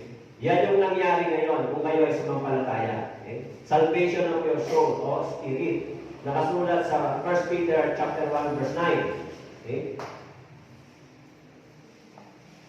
Na inyong tinatanggap ang bunga ng inyong pananampalataya, ang kaligtasan ng inyong mga kaluluwa. Inyong tinatanggap ang bunga ng inyong pananampalataya. Ano naging bunga ng pananampalataya ninyo ngayon? Kaligtasan ng inyong kaluluwa. Tama po? Kung ganon, kung ligtas na ang kaluluwa ninyo, sinabi mo doon sa Mateo chapter 10, verse 28. Sinabi mo doon sa Mateo chapter 10, verse 28. Kung ligtas na ang kaluluwa nyo, ang sabi dito, huwag ninyong katakutan ng pumapatay ng katawan, ngunit hindi nakakapatay ng kaluluwa. Kundi katakutan din siya makakapuksa ng kaluluwa at ng katawan sa impyerno. Kung ganon, ang inyong kaluluwa ay hindi na mapupuksa at hindi na rin mahuhulog sa impyerno. Tama po? Kung kayo ay sumampalataya sa dugo ng Panginoon. Okay? Ligtas na yung kaluluwa. Tama po? Yung espiritu sa loob. Kaya sinabi doon, ang bunga ng inyong pananampalataya. Ano ang naging bunga ng inyong pananampalataya? Kaligtasan. Kaligtasan ng ano? Ng kaluluwa. Yung body ay hindi pa. Kasi mamamatay pa to, di ba? Hello, nandiyan po kayo? Pero yung espiritu, yung kaluluwa sa loob, ligtas na. Tama po? Yung body ay hindi pa. Kasi mamamatay pa yung body. Pero yung spirit ay hindi na. Hindi na mahuhulog sa impyerno. Naligtas na. Sinabi ito, dahil sa pananampalataya kay Kristo. Okay? Kaya yan yung tinatawag na kaligtasan ng inyong kaluluwa. Siyempre, yung katawan din natin, pagkatapos nating maligtasan, dapat mabuhay tayo sa kabanalan na salita ng Diyos. Kaya sinabi doon, yung sanctification, yan yung Philippians chapter 2, verse 12. Philippos chapter 2, verse 12. Ang ibig sabihin ng sanctification, yung process ng ating Christian life, progress. Ibig sabihin, little by little, nag-change yung ating buhay, yung character, yung ugali, yung pag-iisip, yung sinasabi, step by step, little by little, habang nagpapatuloy tayo sa salita ng Diyos. Kaya sinabi ko, kaya mga minamahal ko kung paano lagi ninyo ako sinusunod, hindi lamang sa harapan ko, kundi higit meron ako hindi ninyo kasama, sa gawa ninyo ang inyong sariling kaligtasan na may takot at panginginig. Ang ibig sabihin ng isagawa ninyo, naligtas pa talaga kayo. Kung naligtas kayo, yung bunga ng kaligtasan ninyo ay makikita sa pamamagitan ng inyong gawa. Kung naunawaan ninyo na kayo ay pinatawad na, ligtas na kayo, yung bunga nito, makikita saan? Sa gawa. Tama po? Kaya sinabi ron, isagawa ninyo ang inyong sariling kaligtasan. Ang ibig sabihin, nagte-testify na kayo. Nagte-testimony kayo. Tinetestify ninyo na naligtas kayo. Hindi lamang sinasabi ninyo, nagte-testify din yung inyong pamumuhay. Yung gawa ninyo, nagbabago. Tama po? Kaya, sabi ni Paul, pagkatapos nyo maligtas, kailangan isagawa ninyo yung kaligtasan. Ipamuhay ninyo yung salita ng Diyos. Yan yung resulta ng kaligtasan, di ba? Change of mind, change of heart, and change of action. Yung makikita po yan sa buhay ninyo. Katulad ko po, after 25 years, never, bumalik na ako sa dati. So, ipinakita yung tunay na bunga ng kaligtasan. Kaya yan yung tinatawag na yung salvation of character, yung Christian life. Kaya yung iba dito, hanggang ngayon nagpapatuloy. Unti-unti, nagbabago yung pamumuhay. Pero yung katawan natin, papalitan ng Panginoon. Yung katawang ito, nakasulat sa Biblia. In Romans chapter 8, verse 23, hihintayin din natin na bigyan tayo ng bagong katawan. Sinabi ng Panginoon, yung pagtubos ng ating katawan ay gagawin din. Hindi lamang sa liga, kundi pati naman tayo mayroon unang bunga ng Espiritu. Unang bunga ng Espiritu, ito po yung ating kaligtasan. Na tayo na may dumadaing din sa ating mga sarili. Habang nandito pa tayo sa lupa, nahirapan tayo kasi minsan may persecution, minsan may kahirapan, dumadaing pa tayo. sa masidhing paghihintay ng pagkukop ang pagtubos sa ating katawan. Kung gano'n, kahit ligtas na yung ating kaluluwa, pero dahil nandito pa ako sa lupa, yung katawan ko ay dumadaan pa sa karamdaman, sa problema, so nagdaraing tayo sa Diyos. Pero darating yung araw, yung katawan ito, papalitan ng Diyos ng perfectong katawan. Di ba? Yung katulad ng tinatawag na katawan ng Panginoon na glorified body. Kaya sinabi rito, hinihintay din natin yung pagtubos sa ating katawan. Ligtas na yung kaluluwa, pero itong katawan maghihintay pa ng pagbabago. Ibig sabihin, itong katawan ito ay babalik pa rin sa alabok. Tama po? Yung katawan ito, mamamatay pa rin. Kahit ligtas na yung kaluluwa mo, mamamatay pa rin yung katawan. Pero darating yung araw, yung katawan ito ay bibigyan ng Panginoon ng bagong katawan. Okay? Yan yung promise. Kaya yung tatlong hakbang ng kaligtasan. Una, ligtas na ito, yung kaluluwa, di ba? Ngayon, yung pamumuhay Kristiyano, application na lang. Tama to? Habang hinihintay natin yung pagdating ng Panginoon, para kulit tayo, para galing tayo sa langit. Pagdating niya, yung mga naligtas, kukunin niya bago sa gawa yung judgment, paghukom. Kaya yung isang Kristiyano, mayroon siyang apat na ginagawa dapat. Una, kailangan niya yung words of God. Yung words of God. Sinabi ni Jesus Christ dun sa Mateo chapter 4, verse 4. Chapter 4, verse 4. Ngunit siya sumagot na susulat, hindi sa tinapay lamang mabubuhay ang ng tao, kundi sa mga salitang lumalabas sa bibig ng Diyos. Para po ito sa born again Christian. Hindi lang tinapay ang kailangan mo na rin ang salita ng Diyos. Kailangan mo ng Bible, kailangan mo ng Words of God. Kaya dito sa church, every Sunday, mayroong pag-aaral ng 10 to 12. Okay? Tapos Wednesday sa gabi, 6 to 8. Kaya dito puro pag-aaral ng salita ng Diyos, huwag nilang awit. Kasi mas kailangan natin yung Words of God. Sabi ni Jesus Christ, kailangan mo yung Words of God bilang spiritual na pagkain. Didi. Okay? Yung mga naliligtas, so kailangan nila yan. Kaya sabi doon sa 1 Peter chapter 2, so, gaya ng mga sanggol na bagong sila, bigyan ninyo ang malinis na espiritual na gatas upang sa pamamagitan nito lumago kayo tungo sa kaligtasan. Ano ang nais ng sanggol? Milk. Tama po? So ngayon, kung kayo po ay naligtas ngayon, February 5, tama po? February 5, kayo po ay pinanganak sa espiritual na kapanganakan, so kailangan nyo ng espiritual na gatas. Ito po yun, yung salita ng Diyos. Pero, sino po ang maghahanap nito? Malalaman natin yung maghahanap nito kapag meron na sila kapag meron tunay na buhay. Tama po? Tama po? Yung tunay na nagkakaroon lang ng buhay, yung isinilang. Pero kung hindi kayo isinilang, paano kayo magkakaroon ng buhay? Kaya sabi ni Jesus Christ, maliban ng isang tao, ipanganak ng muli sa Espiritu, hindi siya makapasok sa langit. So, kung tunay kayo naligtas ngayon, sinilang kayo sa Espiritu, may buhay na kayo. Tama po? Kung gano'n, yung mga buhay, naghahanap sila ng gatas. Tama po? Yan yung words of God. Pero kung wala talagang nangyari sa inyo, hindi kayo naligtas, hindi kayo sinilang na muli, walang kapanganakan muli, bagamat nakinig kayo, hindi nyo kailangan yung gatas, kasi yung gatas para lang sa mga may buhay. Kung patay, hindi mo kailangan yung gatas, tama po? Pero kung naligtas kayo, ibig sabihin, nagkaroon kayo ng buhay, sanggol, kailangan nyo ng gatas dahil may buhay, tama po? Kaya, sino po ang may tungkulin para mag-feed sa inyo? Yung church. Dito sa church, yung salita ng Diyos kailangan ipangaral for spiritual feeding. Kaya nandito pag Sunday, pag Wednesday para sa spiritual needs. Pero kung wala namang buhay, hindi kailangan yung gatas, spiritual meal, di ba? Dahil ang nangangailangan lang ng gatas ay yung mayroong buhay.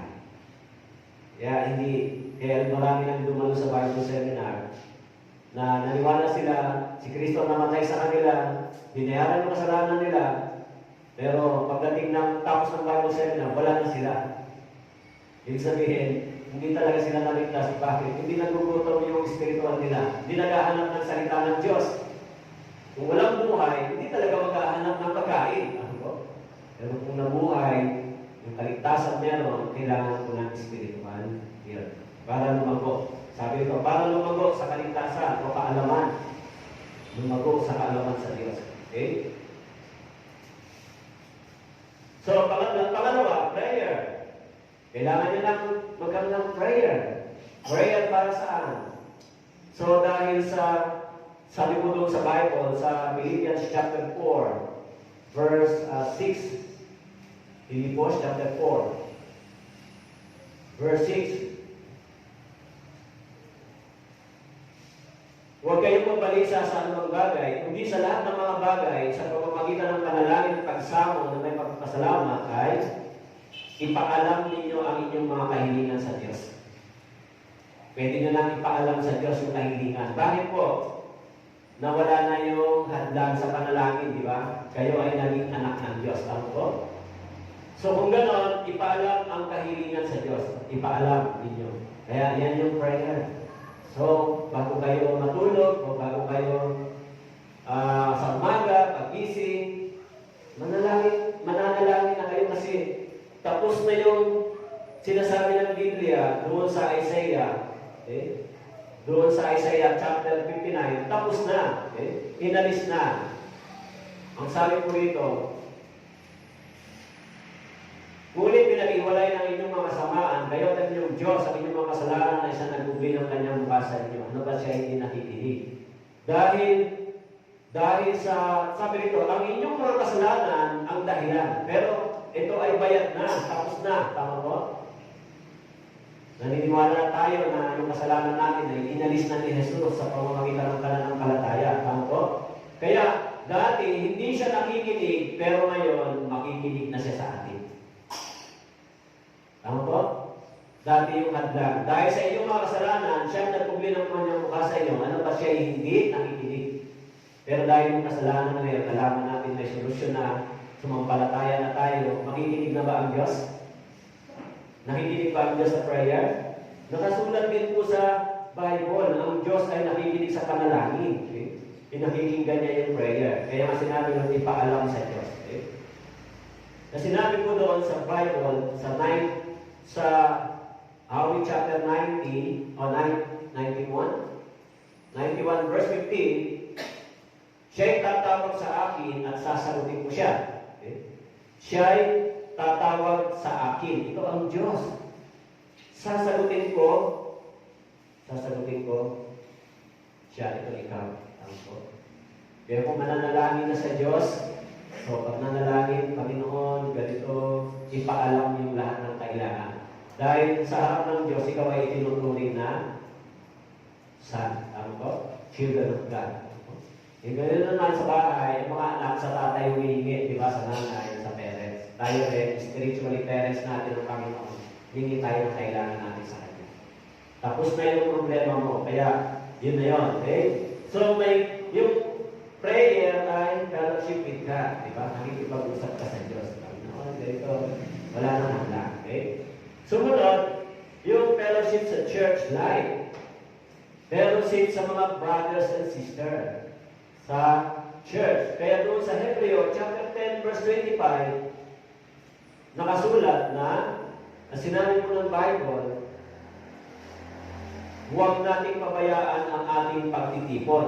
Okay? Gaya ng ugali ng iba, para palakasin ang loob ng isa.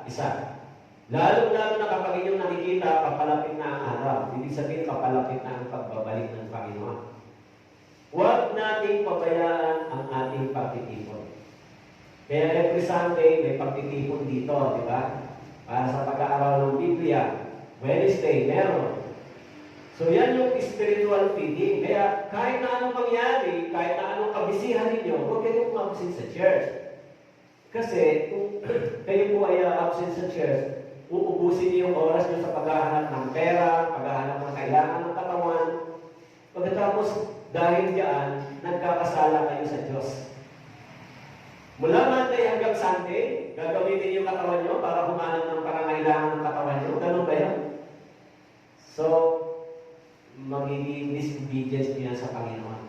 Kasi dapat wag daw nating pabayaan ang pagtitipon. Kulang pa yung 7 araw. Yung pag Sunday nandito, 2 oras lang. Di ba?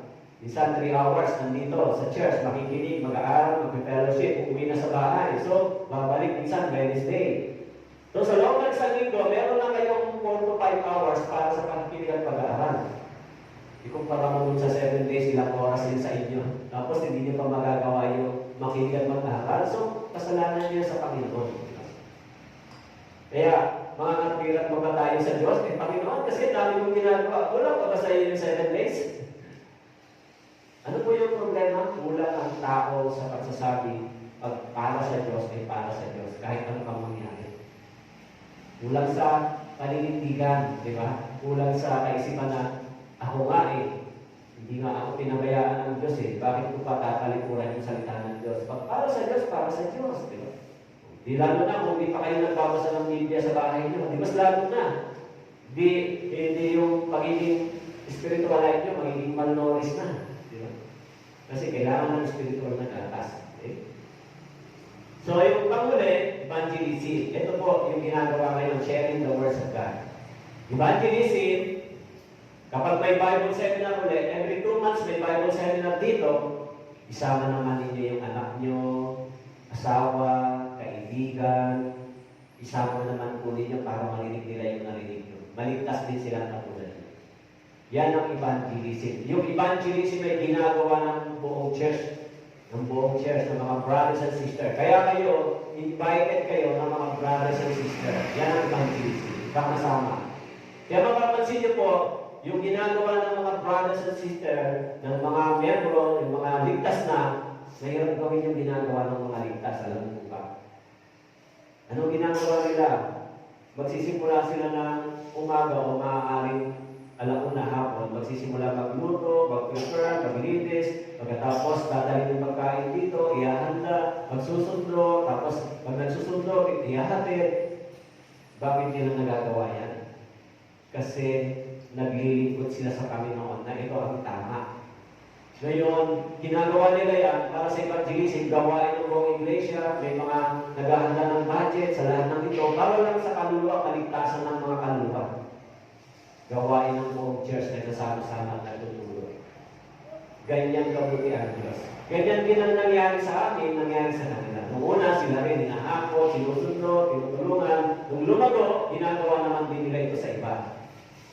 Kapag kayo naman ay naligtas, lumago din, gagawin ka rin yan sa iba. Diba? Pagdating ng panahon, nag-mature kayo spiritually, mag-i-invite din kayo.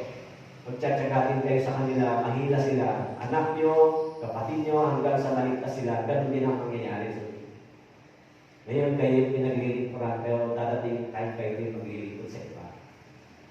Dahil alang-alang sa kaligtasan nila. Kung hindi nyo po gagawin yan, isipin nyo ba, okay lang, mapunta sa impyerno yung mahal mo sa buhay, okay lang, mahulog sila sa kapamahan. Kung hindi nyo po gagawin yan, parang gano'n ang sinasabi nyo. So, simula ngayon, magsisimula kayong manalangin para dito. Yung burden, yung passion. Habang nandito kayo sa church, lumalalo kayo. Kaya every Sunday, hindi nyo sa church may pagkain.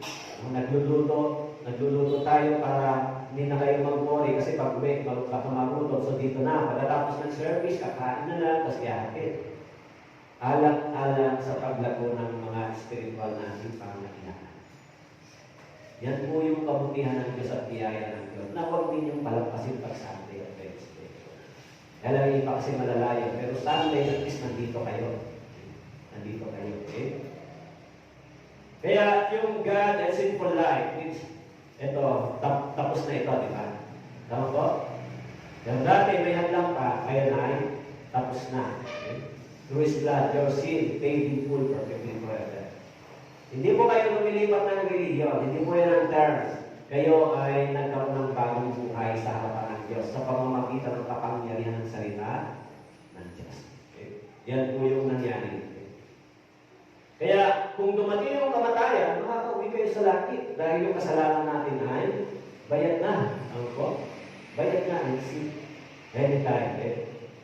Kaya, paano nangyari yung kapanganak spiritual? Na dumating sa inyo, gayon din naman kung paano ito ay namumunga at lumalago sa buong sanlibutan. Gayon din naman sa inyo, mula ng araw na inyong marinig at maunawaan ng biyaya ng Diyos ng katotohanan.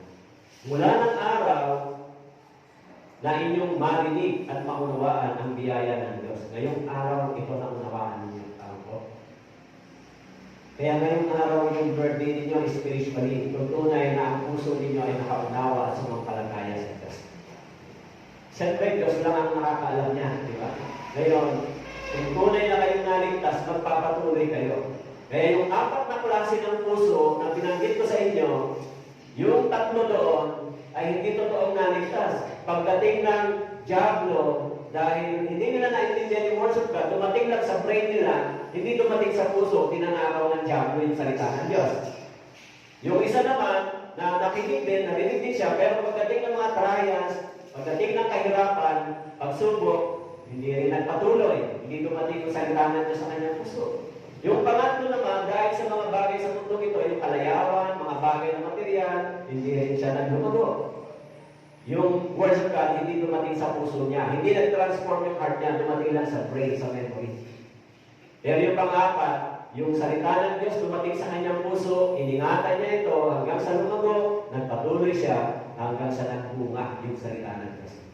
Kasi yung pananampalataya niyo po magbubunga. Darating yung time, magbubunga kayo sa pamamagitan ng mga tao na naakay ninyo sa Panginoon. Yun yung magiging bunga ninyo sa Panginoon. Uy, nalika, sumama ka. Ay, may bunga na ako. Ito. So, sa harapan ng Diyos, yan ay kalulod-lugod. Meron ka nang nadala. Kaya sinabi doon sa John, chapter 15. Chapter 15, verse 8. John chapter 15, verse 8. Sa pamamagitan nito'y naluluwalhati ang aking Ama na kayo'y magbunga ng marami at maging mga alagad ko. Ano ibig sabihin ng bunga dito?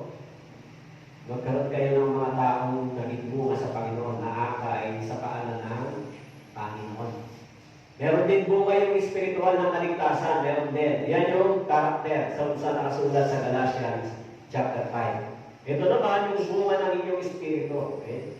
Ito po yung bunga ng inyong espiritu. Magkakaroon po kayo nito. Subalit ang bunga ng espiritu, magkakaroon kayo ng tunay na pag-ibig, kagalakan, kapayapaan, magkakaroon po kayo nito sa inyong puso. Okay? Yung bunga ng inyong kaligtasan yan. Okay? Pagtsatsaga, kagandahan loob, kabutihan, katapatan, kaamuan, pagpipigil sa sarili, laban sa mga ito ay walang pausa. Magkakaroon po kayo nito sa inyong buhay. Meron na kayong pagtsatsaga, meron na kayong kagandahang loob, may kabutihan, katapatan, kaamuan, pagpipigil sa sarili. Yan na yung bunga ng espiritu ng kaligtasan. Pag nag-born again kayo, meron na kayo. Yung totoong pag-ibig, magkakaroon po kayo sa Panginoon. Okay? Kaya, ngayong araw ang inyong birthday, okay? Spiritual birth, no? Ngayon, February 5, yung totoong nakunawaan ninyo yung Ebanghelyo. Okay? Kaya, maaari ay, kung naligtas kayo, welcome to God's family. So, panood ko muna sa inyo isang video bago tayo magtapos.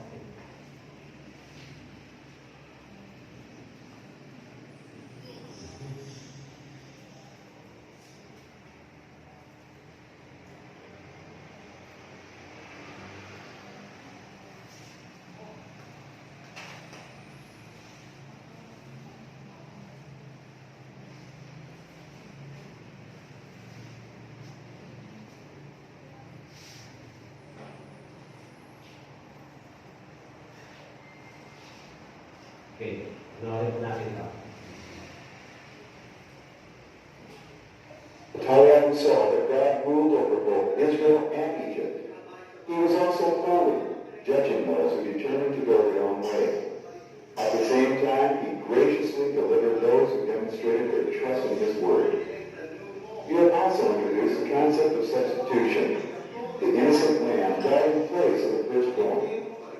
Now, I heard that and I thought, but a lamb, the Passover lamb, the sacrificial lamb, like mine,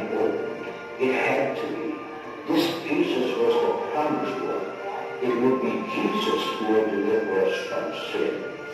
We listened and saw that Jesus had power over all that we feared: hunger, sickness, demons, and death.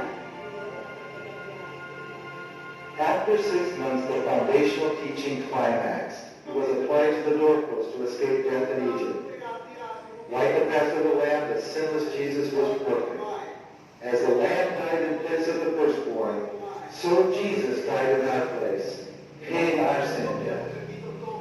As the words of the angel were spoken, he is not here, he has risen. And thank you, God. Jesus has paid my sin debt. We cry, Nullify me. We rejoice in the great things that God had done. By the end of the day, over 100 million would come to Christ.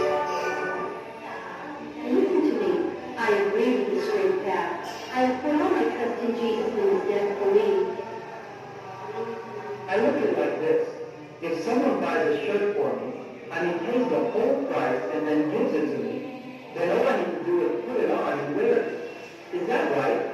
Is there anything else I have to do but just believe Jesus? That he took all my sins away and now I'm free? No. There is nothing left to do. It is finished. It is the truth. There is nothing I can do to please God, to pay my sin debt.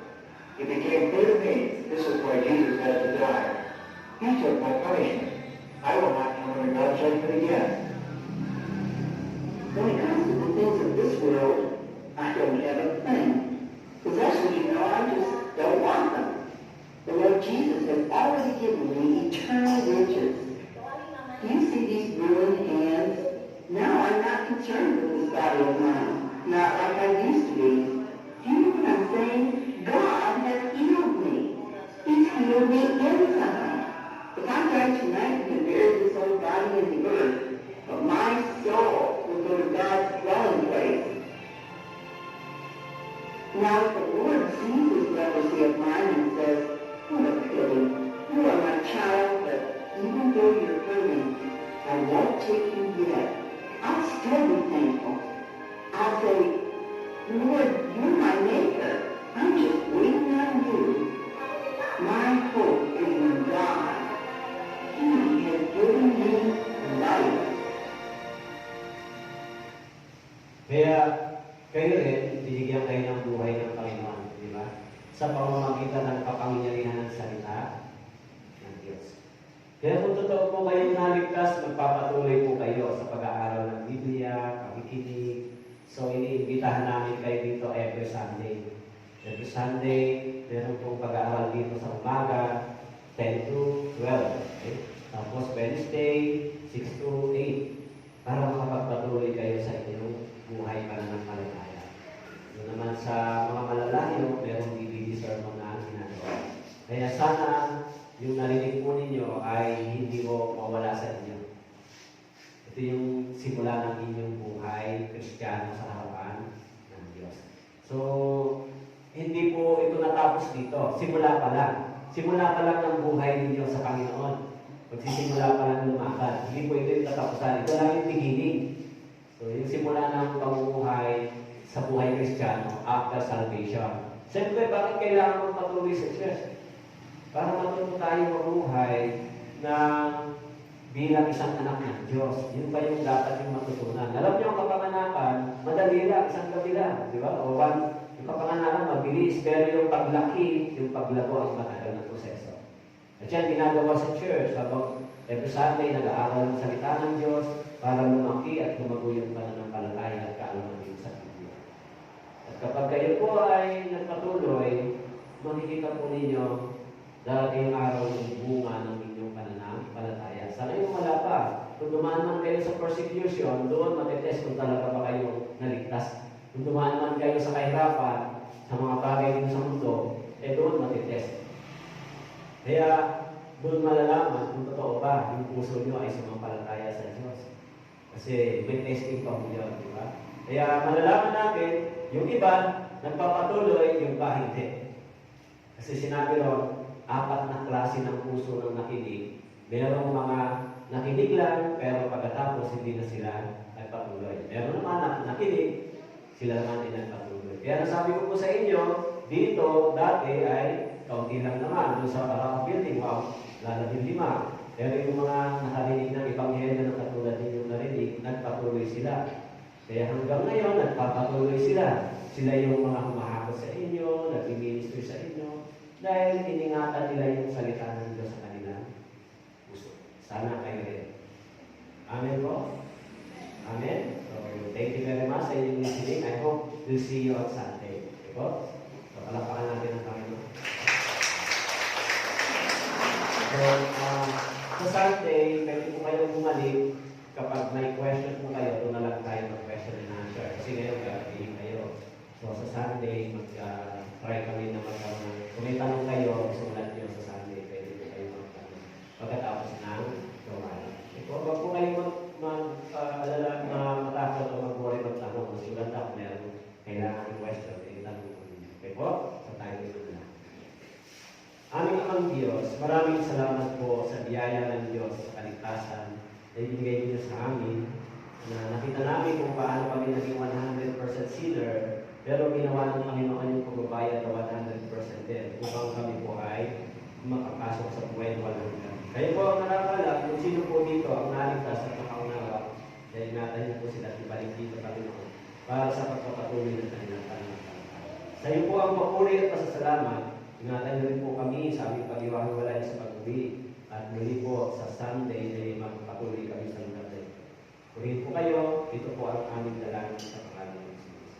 Amen. Okay. Thank you very much.